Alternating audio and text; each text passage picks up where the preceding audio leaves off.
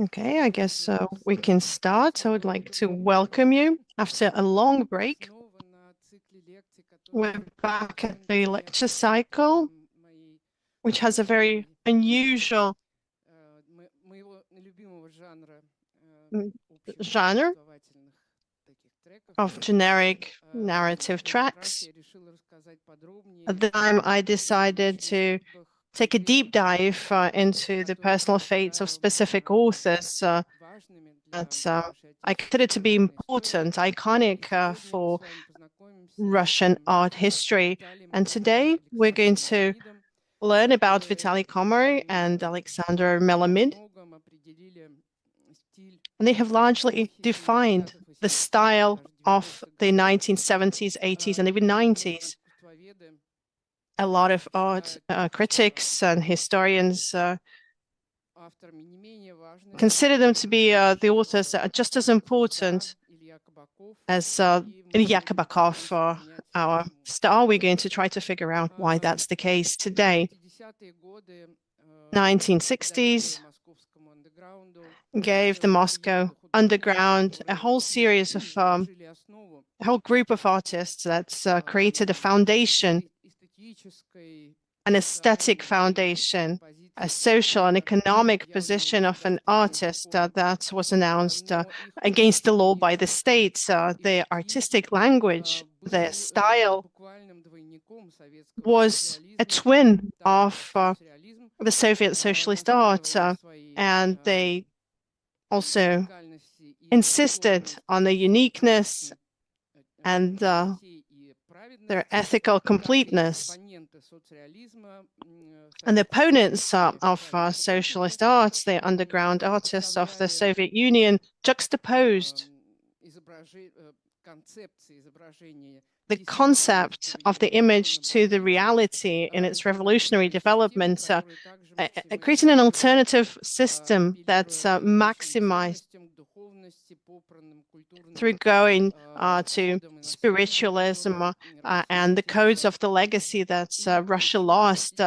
And by the end of the 1960s, the corpus of works that had to do with the development of Soviet underground art created this landscape.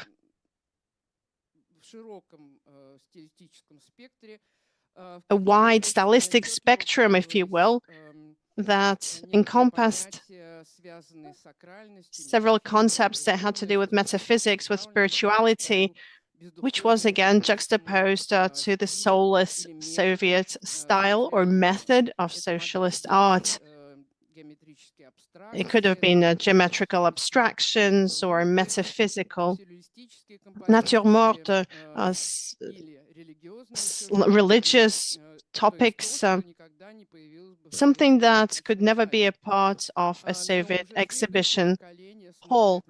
And the next generation, looking at the legacy of the 1960s artists, and the attitude towards them is somewhat ironic. And in the 1980s,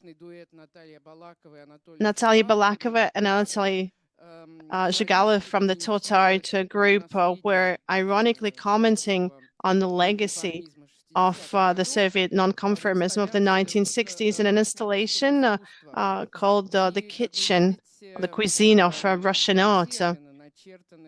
The two terms that you can see on the regular household appliances, something that has to do with the soul and something that has to do with never disappearing, the spiritual and the eternal.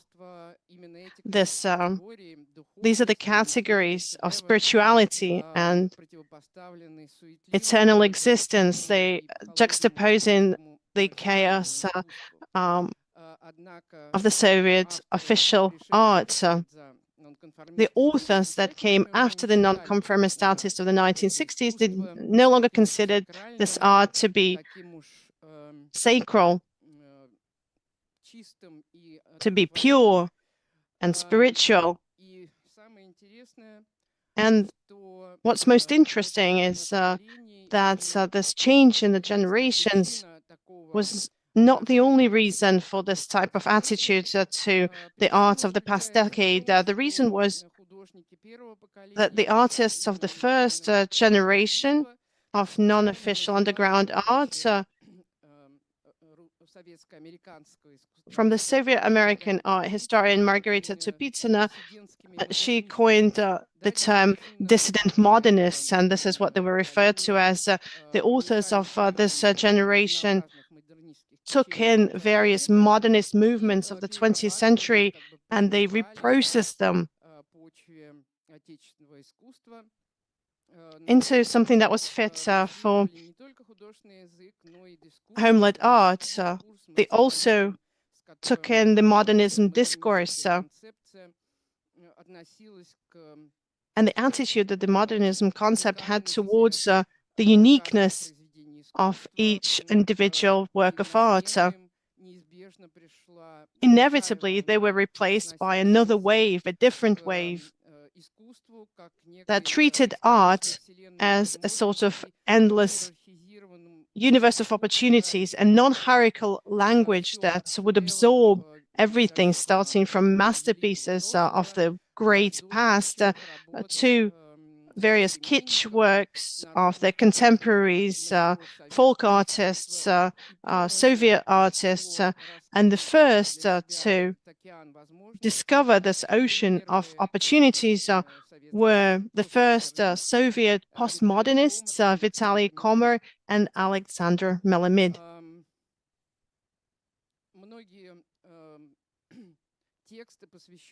A lot of the texts dedicated to these authors usually talk about the fact that these two co-authors, these two artists, were responsible for the creation of Sots art. If we were to look at the statement critically, it wasn't a single holistic artistic movement, although Komar and Melamid did declare the creation of Sots art in 1972, but in actual fact, the movement of Sots art came together much later, and it wasn't in Moscow, it was the United States of America, New York, where exhibitions were held by immigrants, Soviet authors that had to do with the critique of Soviet visual art. Komar and Melamid were making references to Soviet signs, but they had a wider range of statements. This is what makes them truly Sots artists. It was just one of the incarnations. They graduated from the Stroganov Institute. They mastered steelwork, and as a lot of the graduates, young artists, it took them a while to find their path in art. Concurrently with that and the discussions of what modern art should be, they took side jobs, not always taking on highly qualified jobs. Very often they would get orders that they would jointly take to create works for pioneer camps, red corners with slogans, portraits of Soviet leaders, etc., etc. They would work on commission, and like other non-official artists, they also mastered the art of the double life of the creator of that time. By day, they would create portraits of political leaders of the time, and by night, they would test various modernist languages, and the first joint works that they displayed was a series called Retrospectivism in the Bluebird Cafe. They showed a lot of works. Not all of these works have been preserved to this day, and this is where you can see their interest to the use of very different stylistic solutions from Renaissance art down to Soviet socialist realism. And in this work, we can see a big white cocoon piercing through it as a red star. We can assume that's going to become an alternative of Christianity with the cross in the background. This is a sign of new spirituality and a symbol of a new model of human existence in a country of victorious socialism. We can understand that for Komar and Melamid, and like artists of the 60s, the signs of the Soviet is something that they do incorporate, and as parts of their art, they're willing to contemplate the presence of ideology in everyday visual fields of common Soviet people. Those born later, after the collapse of the Soviet Union, probably don't remember this, but the cities of the Soviet Union, including Moscow, were quite skeptical when it comes to visuality. There was no neon lights, no billboards, no bright lights. All you could see would be an ideological slogan, a message of sorts. Lenin is more alive today than ever. Another slogan, we're building communism. A big poster with the portrait of Lenin. And then something that's usually grayish. There's nothing that I would catch.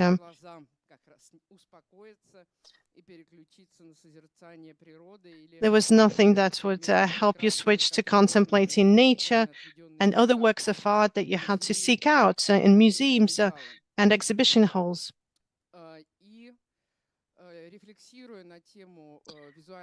Reflecting on the visual environment that Soviet people inhabited, Vitaly, Komar, and Alexander Melamid came up with a breakthrough concept, as they considered it to be, in December 1972.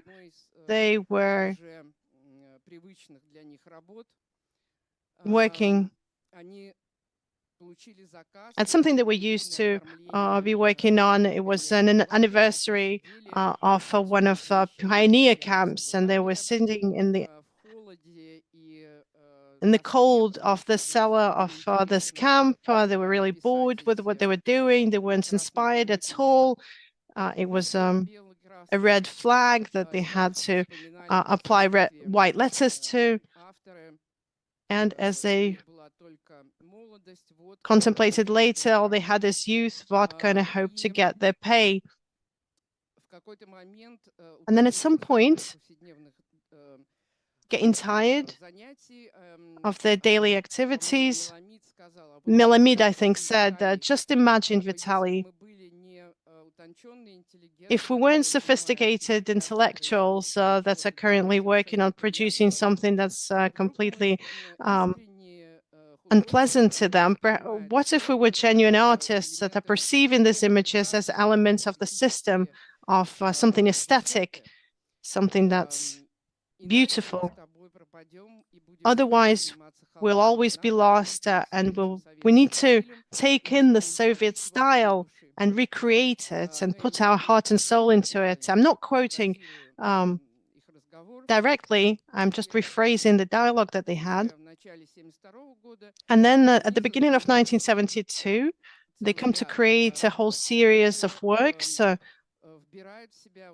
that take in this initial concept, to take the artistic language of social realism and to use it as the foundation of something that's unusual for radical idealized social realism.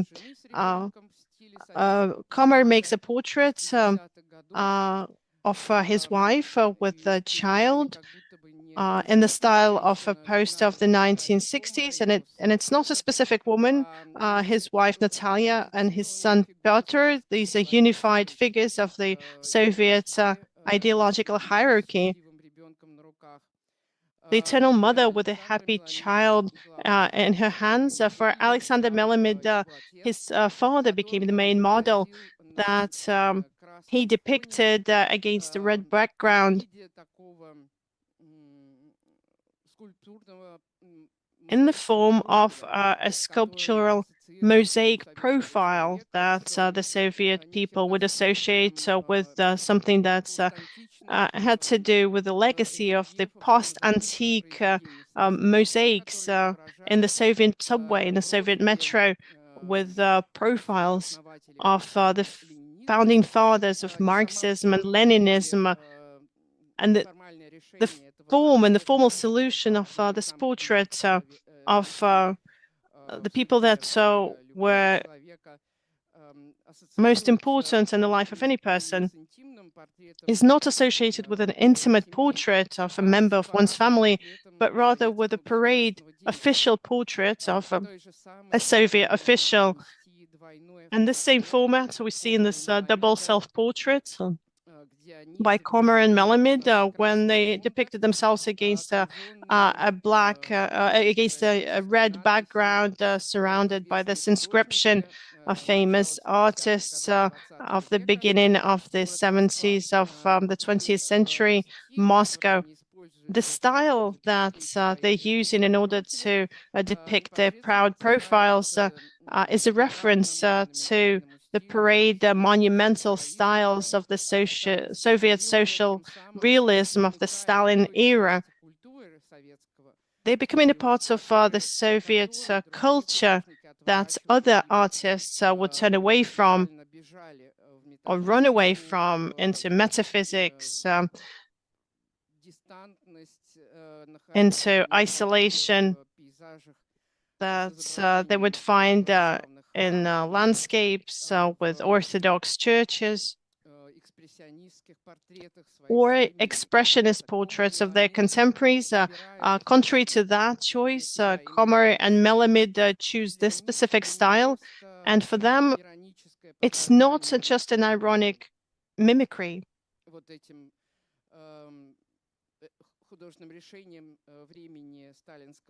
of the Stalinist empire. These are also stylistic games that for many in the Soviet Union of the 1970s weren't on the surface, they weren't obvious at all. Another joint work by the two artists dating back to 1972, it's a copy of a cigarette pack. It's not just a copy of a cigarette pack. If you look closer, you'll see that surprisingly, when they constructed the image of the dog's head and the Sputnik in the background, Komar and Melamid don't only use the popular mass culture of the Soviet period, they also use the style of the Russian avant-garde of 1920s with some cubism elements. And this is a way for them to confront the mass product of a Soviet period of the 1970s and the avant-garde artistic language of the 1920s of the 20th century. And they see how this collision could work, and they explore what would change in the legacy of the Soviet avant-garde and pop design. The polystylistic nature of the works of Komar and Melamid, bringing together things that seem impossible to combine, is definitely something that's much bigger than just trying to reference various symbols of the Soviet era, elements of the visual ideology. Retrospectively, this could have to do with turning away from modernist solution and unofficial art to a postmodernist referencing, working with the visual image as with an endless dictionary of opportunities. In this sense, there's a great example that you can see in front of you It's also a work from 1972, and this is an actual event that happened not long before, a very relevant, highly discussed event for progressive intelligentsia of the time, the meeting of the dissident Alexander Solzhenitsyn with a progressive German writer, Hermann Böll, at the villa of a cellist, also someone who was very politically charged and very anti-Soviet. We mean Rostropovich. You can see three figures, each in their own style. In the center is Alexander Solzhenitsyn as an image of a realist writer, somebody who inherited from the golden age of Russian literature, who is using their talent to serve a realistic description of reality in his main texts. Komar and Melamid make Solzhenitsyn an important figure. He's not just anti-Soviet in his views. He is not just in opposition to the Brezhnev government of the time and the party leadership. Essentially, he continues this great Russian traditions of a critical novel.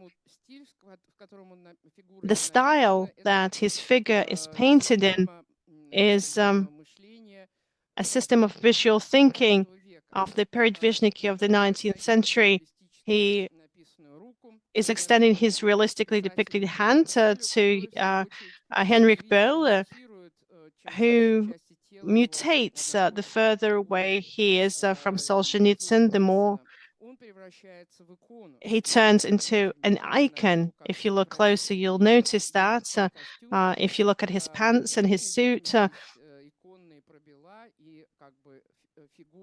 these are elements of icon painting, and the portrait of a contemporary turns into a sacral image, something sacral for the Soviet people that did look closely at the developments of Western literature. Rostropovich's figure almost dissolves in the interiors of his own house. It's an image of a completely different nature. It's a different intellectual, somebody who's very spiritual, very elevated, somewhat agitated in his love for the ideals of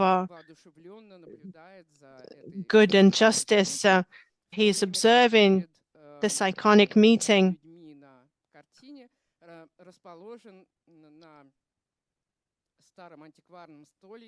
In the foreground of the picture, there is a very appetizing naturemort.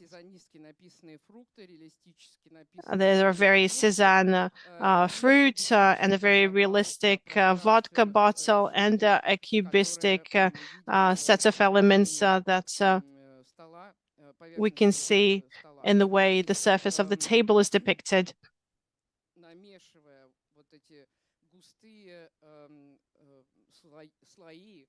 Mixing these layers, very different stylistic choices, Komar and Melamid create this explosive environment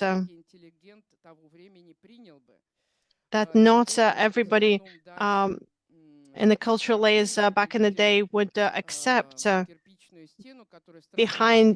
Through the window, we can see a brick wall that looks like the mosaic background of an Orthodox mosaic. And the gold reminding us of heavenly Jerusalem is there to underline the Baroque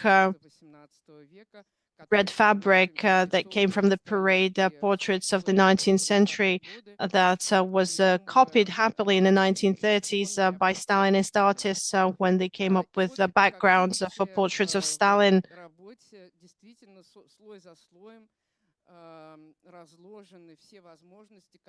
All of the possibilities were used to depict the meeting of these wonderful people. It was also done to show that in contemporary art, any stylistic monopoly, any solidifying of a style as something that's set in stone, that's irreversible and universally acceptable, is something that's not welcome. There was a constant conflict between accepting the official position and confronting this position. For an artist of the new generation, there were no artistic hierarchies accepted. The realism of the 19th century for the social realist was the only prototype out there, and Pablo Picasso, for a whole series of nonconformist artists, was a genius and a prophet.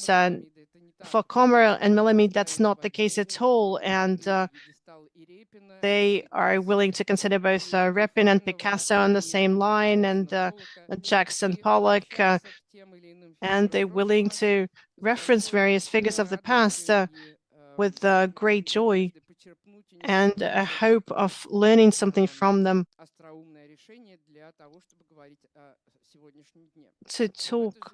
to be able to talk about today. In the same period, and in the beginning of 1972, Komar and Melamid come up with a manifesto for Sots art. As Vitaly Komar talked about later, perhaps he was joking, but perhaps this was actually true. They came up with this idea of creating a movement. The essence of this movement I covered slightly earlier. It's a movement of artists that are happy to use the visual language of Soviet aesthetics. And they had to come up with a name for this movement. What they were guided by was the American pop art movement that essentially analyzed and disassembled the signs of mass culture when commercial transactions would overflow and consumerism and the world of things was burdening the human horizon. In the Soviet people's life, there weren't a lot of things, but the Soviet individual would live in a world of overproduction, not of goods, but of ideas. And these ideological signs that were everywhere, they would bring Soviet reality closer to the Western reality. Instead of the popular, what pop stands for, they had to come up with something. They wanted to replace pop with com, for communist.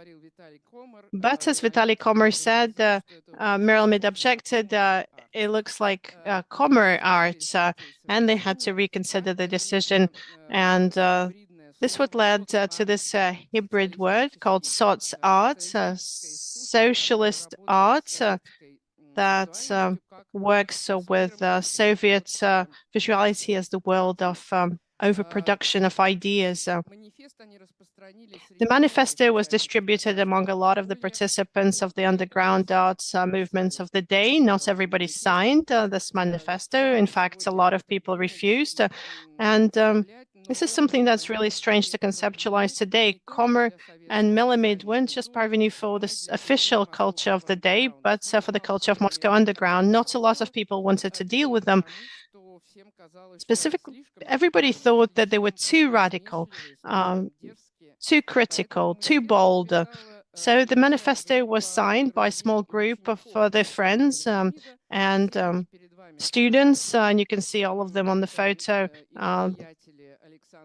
Their buddies, Alexander Yulikov, Alexander Kosolapov, and young artists Mikhail Rashal, Gennady Donskoy, Victor Skersis, having signed the manifesto, having joined the Sots art movement, they went to celebrate this to an exhibition that was dedicated to the anniversary of the Russian Army that was held at the Central Exhibition Hall in Manege. They made a collective portrait with Stalin in the background, and then they lay some flowers on his grave in Red Square by the Kremlin Wall. A very Soviet ritual in nature, and Sots art became part of contemporary Soviet art.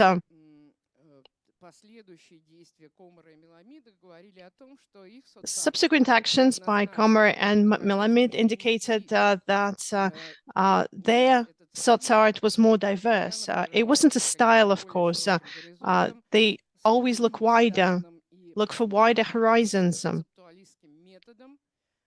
This had to do with a conceptualist method and with the postmodernism elements that were becoming part of the Western culture, just as they were becoming part of the Soviet culture. How did this method work then? The method that Komar and Melamid took from the Soviet visual culture. You can see a work, a slogan from 1972. White letters against a red background. Towards the victory of communism, a very usual statement for Soviet culture, and it's signed Komar and Melamid. The essence of the statement is then transferred into a private message conveyed over a cup of tea. Two other facts that are important in this respect that had to do with the nature of a slogan, as you'll know, the format of the Soviet slogan, these white letters against a red background. For the Soviet person, it was always invoke a response. If it's white letters against a red background, then it's an official statement. It was an automatic response from any Soviet person.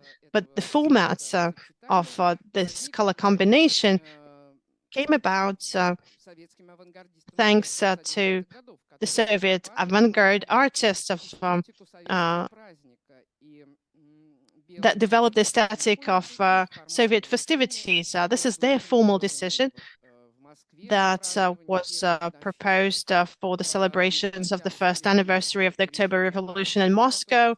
It's Altman's work when he worked on the Ritsky Square in Petrogradsk, and the Vitebsk that was transformed by Malevich's students a bit later on. What was considered to be a part of a conservative totalitarian language of the Soviet ideological machine, in actual fact, was rooted in avant-garde culture of the first years of the revolution.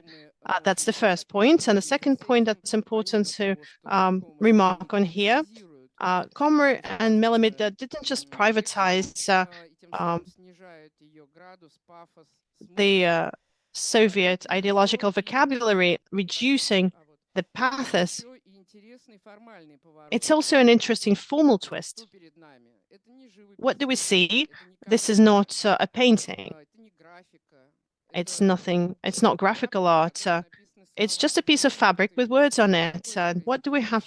What kind of work and art is it? What are we dealing with here? It suddenly turns out that Komar and Melamid are starting to employ an episode that indicates that they were willing to let go ahead of Kabakov, ahead of Pivovarov, ahead of the representatives of the Stratinsky Boulevard group, they're willing to break away from scene art as a certain communal union. To be an artist, you don't have to be a painter, although you will have seen that they were great at that. This is what we see in this ideal slogan from 1972. Instead of a privatized message, anonymous usually, because nobody knew who was the first to say, let's head towards the victory of socialism. These are words from the party, not from Komar and Melamid, of course. The ideal slogan is a template that you can use to inscribe any message into using the method of white against red.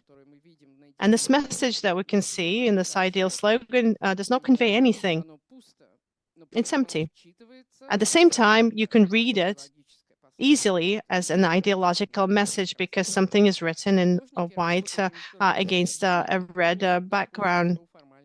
They're not working with the content of the slogan, but with its formal depiction. And the essence comes from the colors. Another work by Komar and Melamid, they're working with famous Soviet posters taking out the textual message, which is excessive to understand what they're trying to convey. Do not talk in this case, a Soviet slogan, a Soviet poster, a formal portrait can be taken apart into various fragments and elements that have to do with the textual message, the formal artistic visual elements, and even the technique. Another radical work by Komar and Melamid that expands our understanding of what Sots art is in their interpretation, not in the way we contemplate it today at the beginning of the 21st century. As they said back then, this is an environmental heaven that was open in a little workshop in Kolomynska. Heaven is a space of absolute happiness for an artist that loves art. There was a research published recently dedicated to the reconstruction of this project.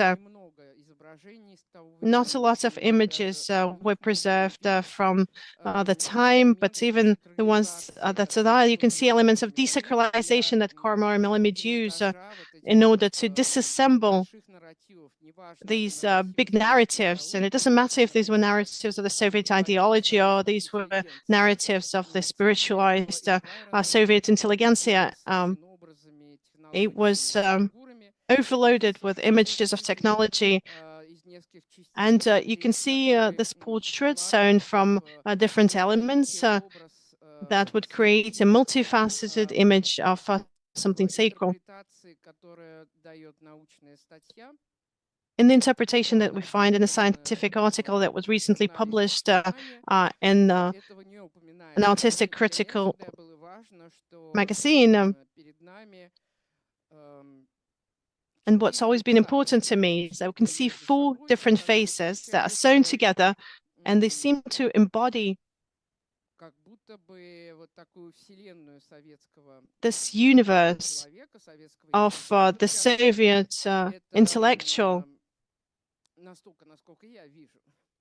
That's the way I see it. It's my interpretation. Perhaps it's wrong. Perhaps it has nothing to do with reality, but I think the upper right part of the face is a fragment of the face of Vladimir Lenin in a post-cubist style. The left top fragment is an icon of Christ in a Byzantine iconic style. At the bottom right is a fragment of the portrait of Alexander Pushkin, and on the left at the bottom Pushkin is a romantic style, the beginning of the 19th century, and we can see Karl Marx's portrait in the fourth fragment in the social realism style. Everything is sewn together. These parts of the Soviet cosmos don't seem to come together. The son of Russian poetry, Pushkin, and Christ, Karl Marx, all of them sewn together. The visual intensity of this environment integrated also elements of performance. Just a second. You can see that this collective portrait is framed by electrical bulbs that underline the non-pictorial nature of this work. It's an innovative object that refuses to be a painting. It's quasi-painting that comments on the classical legacy that the Soviet artist is dealing with. Another series that not a lot of people will remember nowadays, and it's a part of the art of Komar and Melamid that's far away from Sots art, but it sort of models the essence of Sots art as a discourse rather than style, a method rather than style. Underlying it is not just the culture of laughter following Bakhtin's. A lot of their works are very funny, but also deconstructive methods of post-structuralism that tend to demystify the mystical elements of the culture of the past, and they question any, and I highlight this, any sacred symbols of creative workers of the day. Nikolai Buum is the title of the series. Komar and Melamid come up with, just like Ilya Kabakov, who starts to work on his 10 character series. Nikolai Buum is a character that they came up with. A convinced realist painter who lived in the 1910s, who went to outside every day to make realistic landscape paintings, and his main enemies were Cuban futurists of the 1910s. He didn't only debate with them, but he only fought with them at one of the disputes. And in that fight, Buchumov the realist lost his left eye. A huge drama for a painter. A convinced realist, he has to accept that he's always going to be seeing his nose. Whatever happens around him, Levitan, autumn, Shishkin, summer, his nose is always within the frame of the painting.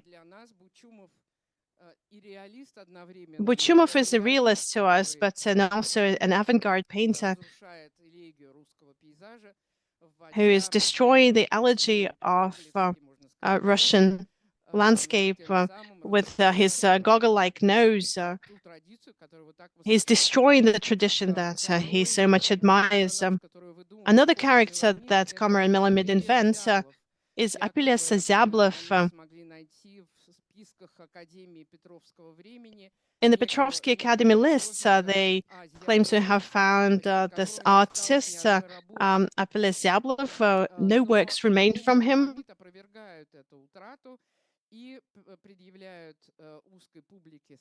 But they contest this loss, and they have announced that they found one of the works by the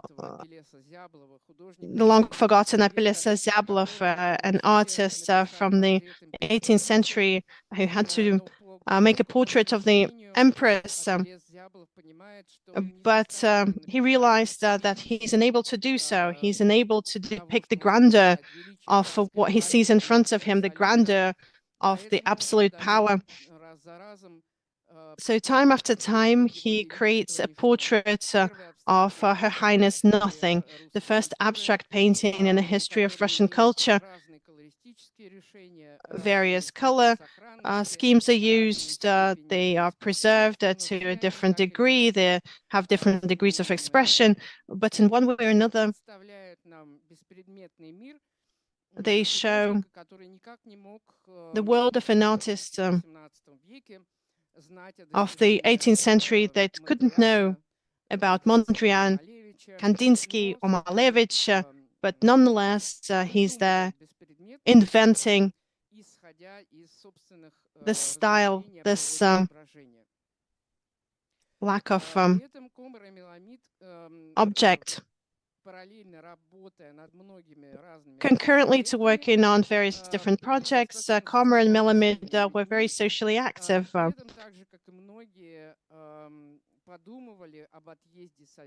They were thinking about leaving the Soviet Union, just like many others in the day.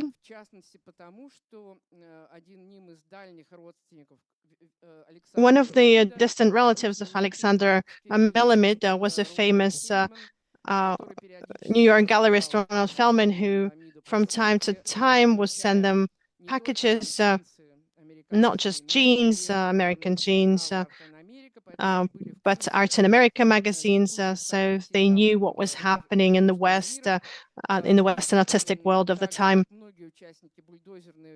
Like many participants of the Bulldozer exhibition, they were longing to immigrate and participating in this exhibition, this bold exhibition against the Soviet power. This small exhibition in Beляево. They were joined by Lydia Masterkova and the Pitsna couple. They had nothing to lose, simply.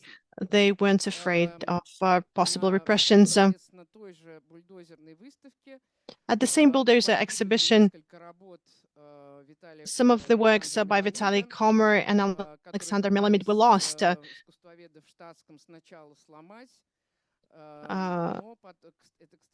First, they tried to break them, and that's a double self-portrait, and then they threw them into garbage, and the double self-portrait was lost. But as you remember, after the Bulldozer exhibition, Moscow authorities and the party leadership decided to meet the artists halfway because the Bulldozer exhibition scandal went out of hand, and they allowed artists to exhibit their works for 4 hours in Izmailova Park, and Komar and Melamid come with a project that was called The Paintings of the Future. These are paintings depicting half-rotten, half-burned fragments of the famous masterpieces of 20th century art. For instance, pop art, works by Roy Lichtenstein, Andy Warhol, and others. And again, this post-art project,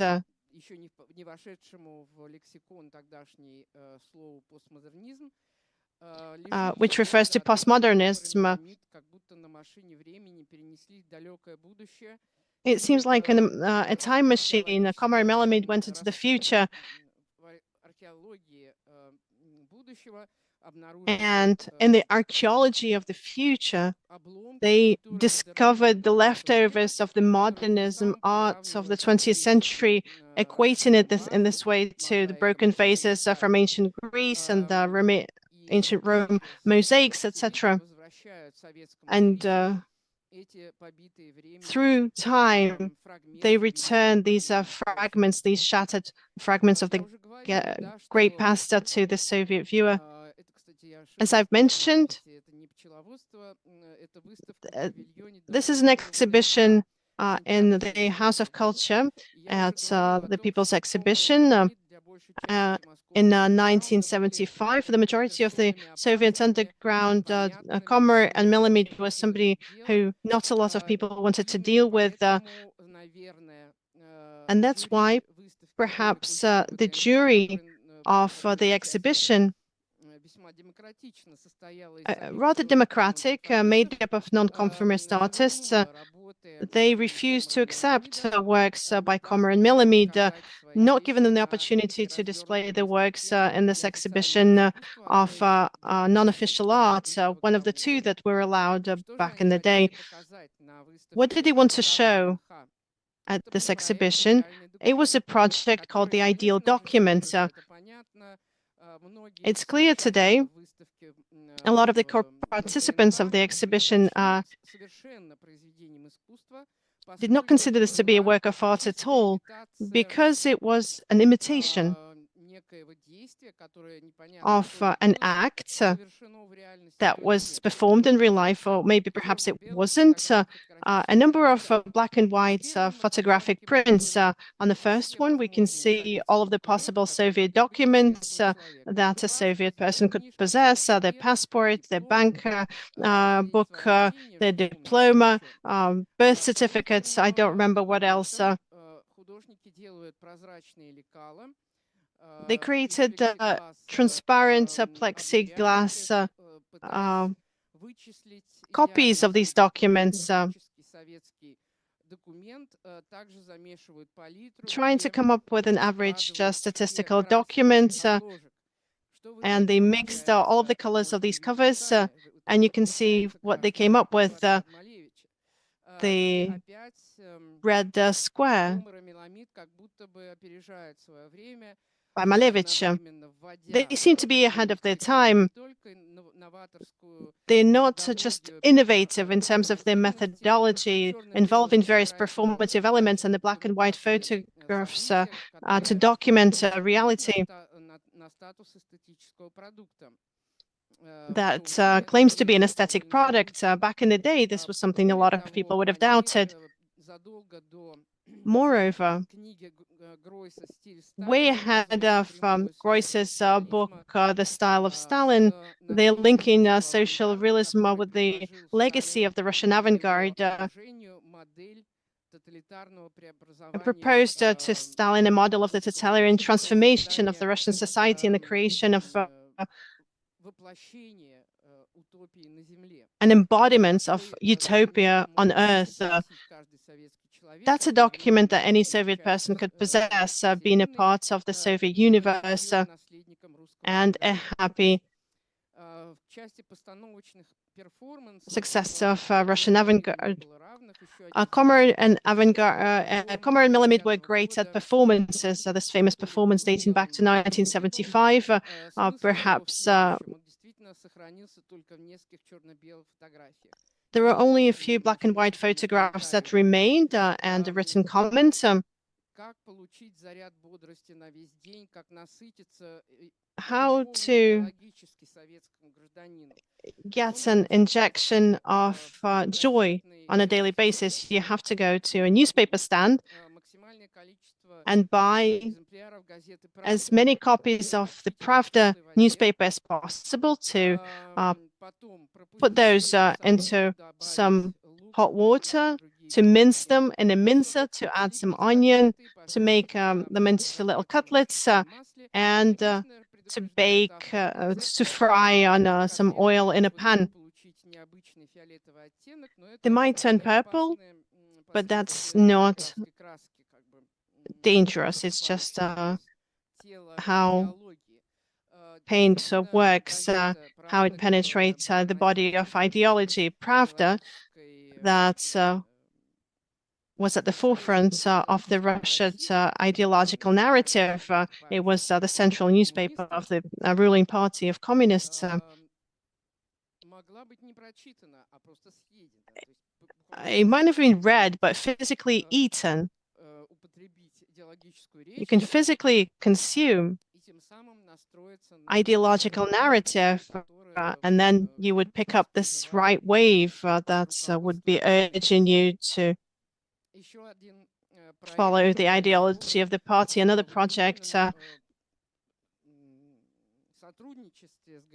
which was a wonderful collaboration with Ronald Feldman's gallery. Komar and Melamid decided to take a Soviet passport, but not just as an ID for a Soviet individual, but as a set of notes. The text of the Russian passport, including inscriptions in all of the languages of the Soviet Union. They created color tables. Each letter would get its own color. And behind Charlotte Moorman, this famous performer artist, we see a color-coded Russian passport.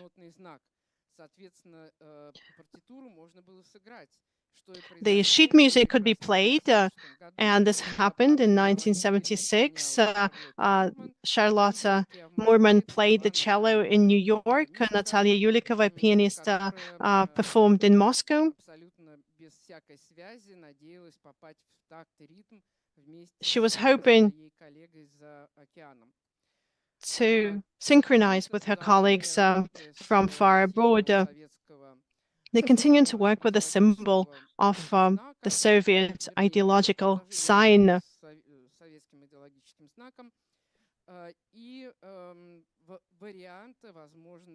And they were exploring the various options for reconceptualizing the sign that had to happen in order to deprive it of its threatening features.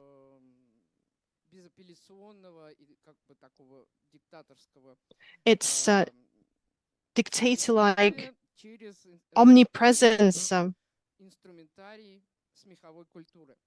through the toolset of the laugh culture. In 1976, Komar and Melamid filed to leave the country. Alexander Melamid is able to get the exit visa, while Vitaly Komar stays behind for another year in Moscow. He's got no work. He is in a depressive state of solitude. He installs a trans-state sign in his own apartment. It's not even Soviet Union anymore, but it's not the US that he really wants to get to. Well, the first step was, of course, Israel for them. After that, they were able to move to New York. A work of art is now transformed into something else, a form that was never considered to be aesthetic. It's just a poster painted in black and white with written inscriptions, and just says trans-state and going always. Having moved to New York, Vitaly Komar and Alexander Melamid continued to work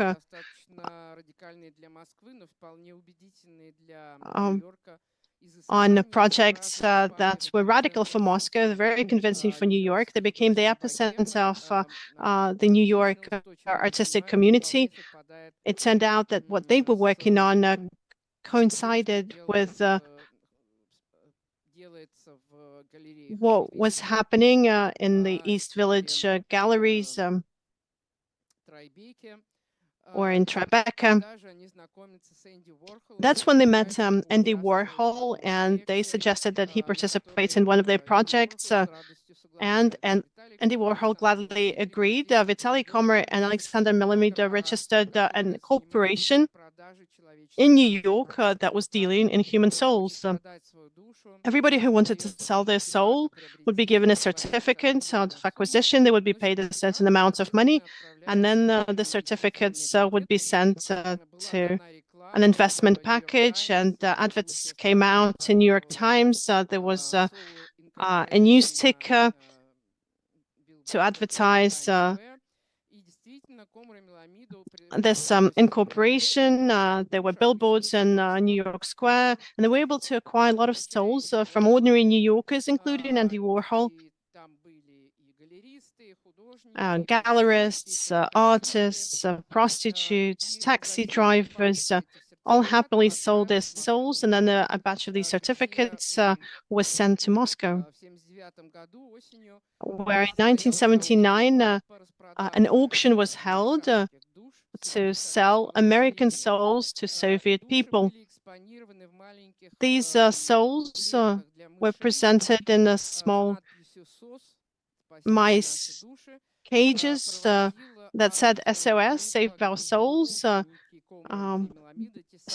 Komar and Melamid students, the NAST group, Rachel and Mrs. That signed the manifesto, held the auction.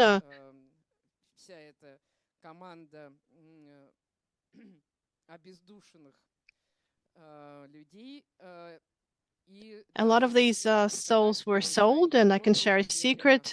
Andy Warhol's soul is still in Moscow, I have to say. Vitaly Komar and Alexander Melamid also looked around and understood that the method that they employed as applied to Soviet ideology can also be applied to American ideology, the ideology of the victory of capitalism. And they came up with a series of posters depicting the main characters of American society. Onward to the final victory of capitalism is what this poster says, depicting an American rich man holding an American flag against a red background, and the series was exhibited under the title Get Up America. The main triumph of Komar and Melamid in America was a cycle called nostalgic social realism. Painting starts to come back in the 1980s with the conceptual decade over and the triumph of dematerialized art in the 1970s going on the decline. It's been replaced by the art markets. And Komar and Melamid are very sensitive to these changes. And they have the skill set to create compositions that's on the one way a reflection on the Soviet past, but on the other hand,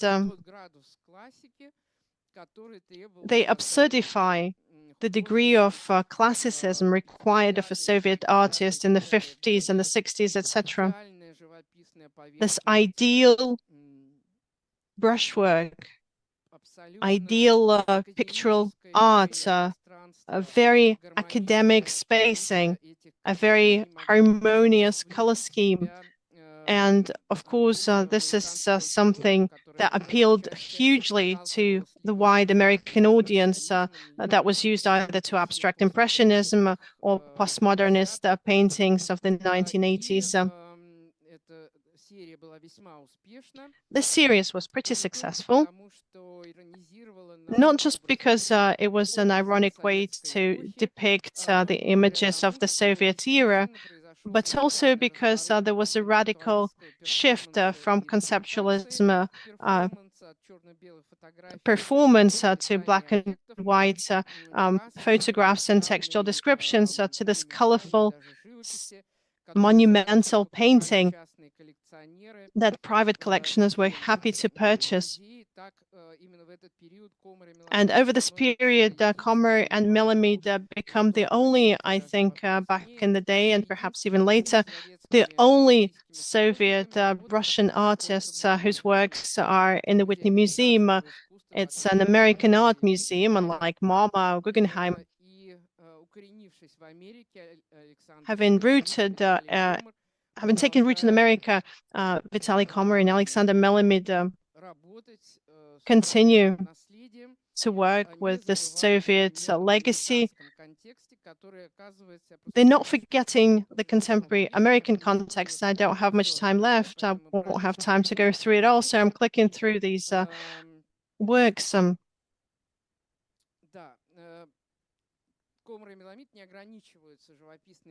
Komar and Melamid are not just limited to pictorial series and contemplating the loss of the golden era of the Stalinist times.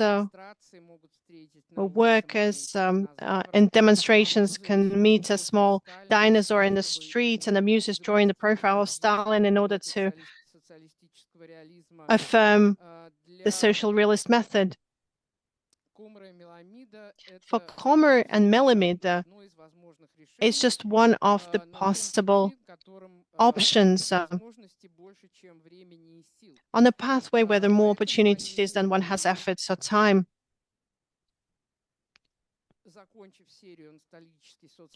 Having completed the nostalgic social realist series, they turn to American culture. We can see Lincoln with the monstrosity of a baby, with an imperial eagle.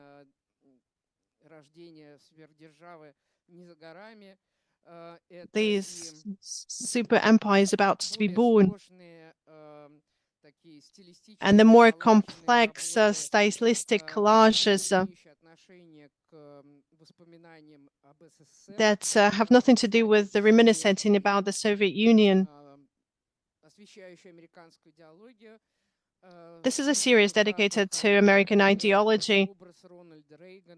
Ronald Reagan's image as Centaurus was widely used.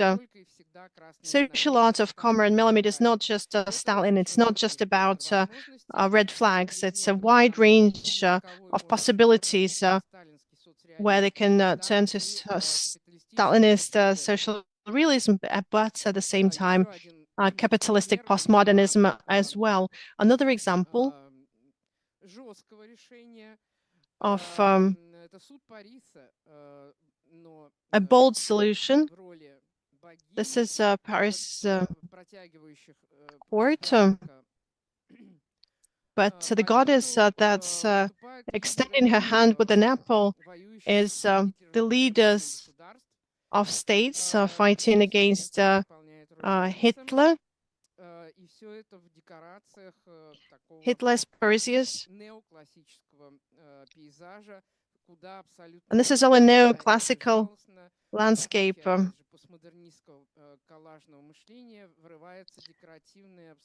With elements of abstract decorative arts. After Perestroika, after the collapse of the Soviet Union, Komar and Melamid start coming back to Moscow quite frequently, and in 1992 they make an attempt as part of the monumental propaganda project. What do we do with monumental propaganda was the question that they set to the global artistic community. So the Soviet Union has collapsed and some monuments remain. Some monuments have been taken down. The monument to Dzerzhinsky is the Museum Park. That's where Stalin's monument is as well. But how do we recode them in line with the spirits of the new age? They need to come up with a tool in order to de-ideologize these ideologically charged monuments. It was a big project bringing together a couple of hundred of artists from all parts of the world, and Komar and Melamid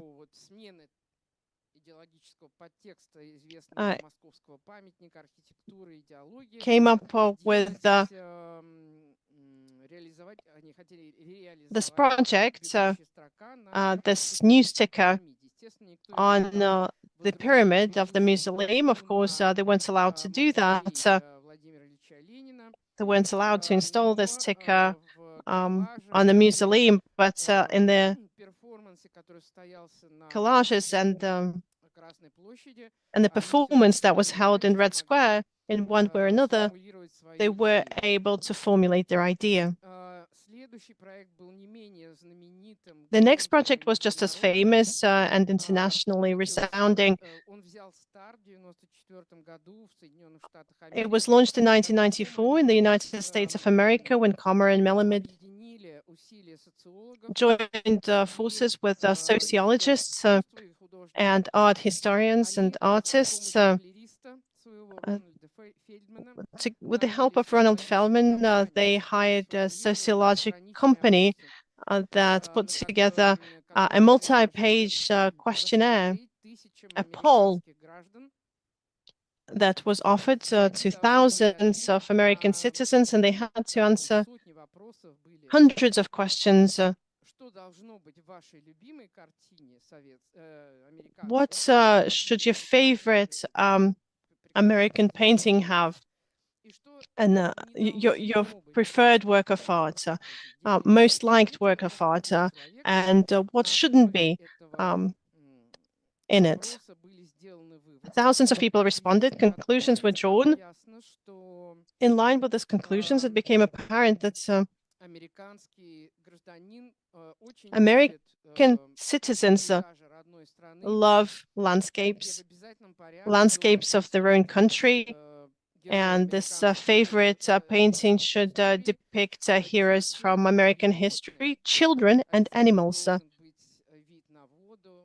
There has to be some water view, a wide blue sky, a very spacious image, and prosperity. Talking about the most revolting painting based on these polls, least liked is an abstract painting. It's gray and rose and orange in color, made up of mostly triangles. Komar and Melamid reproduced the results of the poll.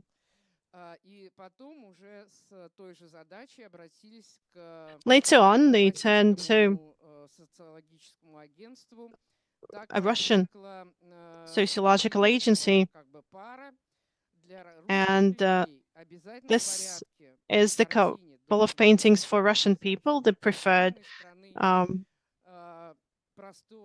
painting is again a landscape of their own country. The figure of Christ is also depicted, animals, a bear or a deer, children playing by the water. So this is the preferred painting. And the least liked painting is again an abstract work. It's vertical, black triangles against a red background. They held a similar poll in other countries of Europe and even Africa and Australia. There's a whole series of these paintings in the legacy that Komar and Melamid left us. And there isn't a big difference between them. I think only Sweden liked abstract art.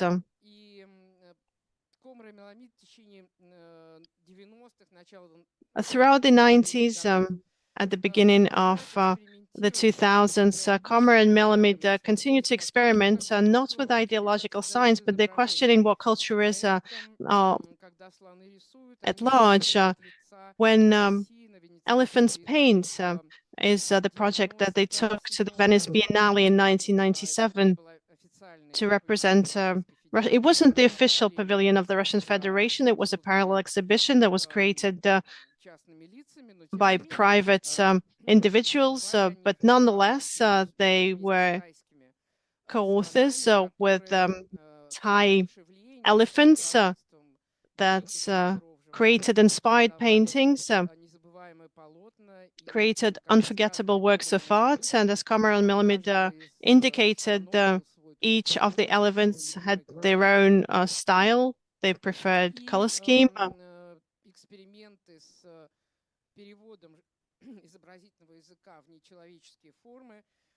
Experiments with the experience continued when at the end of the decade, Komar and Melamid invited a lovely monkey from the Moscow Zoo to walk around with them down the touristy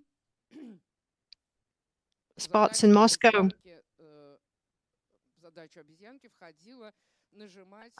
What the chimp had to do was take pictures, click the button, and they came up with very peculiar views of Moscow, and this was the final document from this artistic endeavor.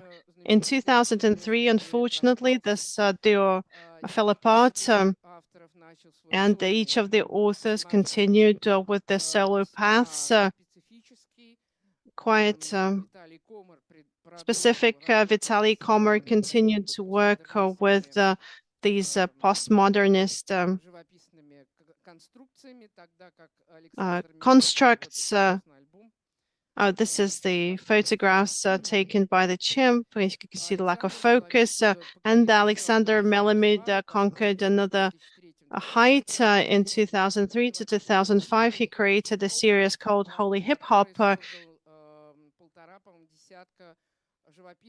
He created about 15 portraits of famous rappers, American rappers, European rappers, and this is something that made him very popular among rappers, among art collectors, and he was able to prove that the art method that was created in the 1960s in the Soviet Union also works very well in the context of the American 2000s. And that's the end of my talk for today. Perhaps you have some questions.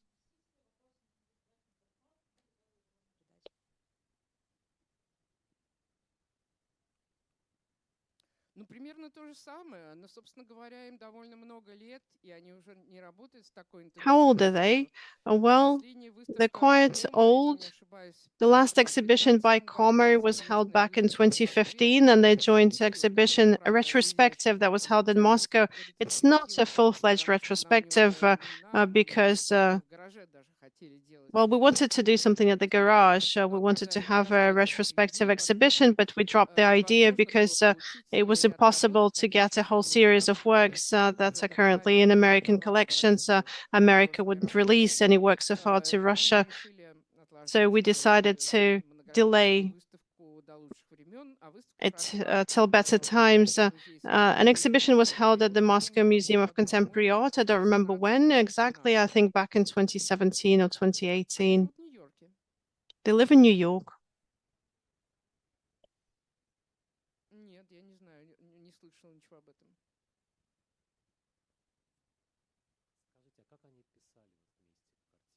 How did they work together on their works of art? What was the method?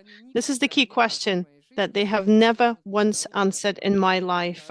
They never gave an answer.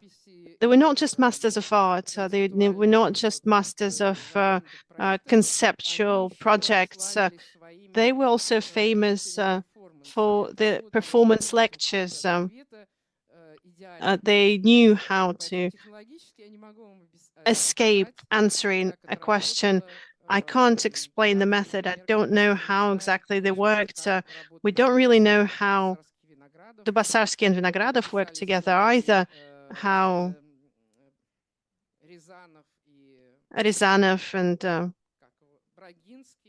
Braginsky wrote their scripts together, or Brother Strugatsky, how they wrote together. I think this is something that's very complex and very mysterious at the same time. I don't know.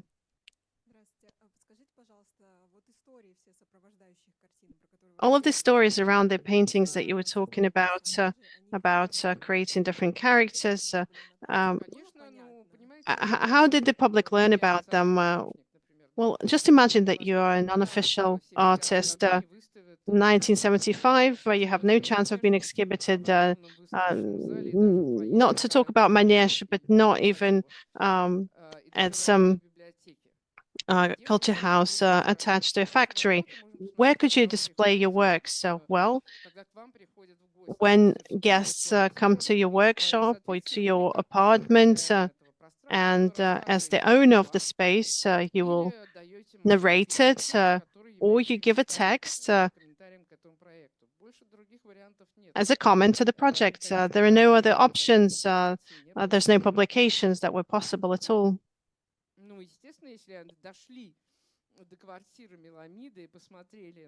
If you get to Melamid's apartment and you have a look at the series, a comment would be unavoidable, just as the first viewers of Kabakov's albums. What is the dimension of the work? Which work do you mean?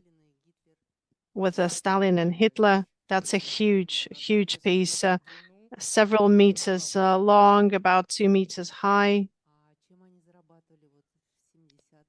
How did they make the money in the 70s and the 80s? Well, just as everyone, like daily work. They would. I think you joined us late, but I was talking about this. The style came from the daily professional work when they were serving official art. They had to create slogans. They had to draw Lenin's portrait with a dry brush or other members of the party elite. They also gave unofficial lessons of art to those that wanted to make it into artistic colleges. And the studio, not just the Dostoy Rashaysky that went through the workshops, but Yuri Albert, Vadim Zakharov. So they would give private painting lessons. So performances were happening in parallel to the Soviet passport project. How did they organize it? In one of the apartments in Moscow.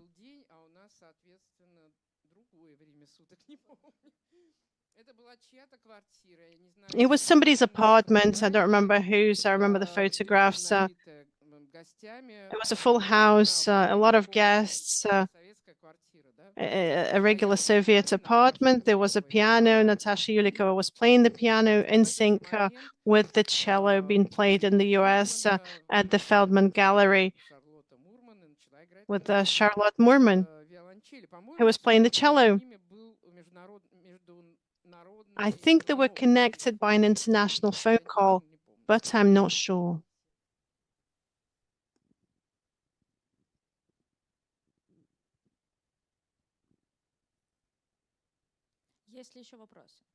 Are there any further questions? If there are no further questions, thank you so much, Sasha, for your lecture. Thank you for coming.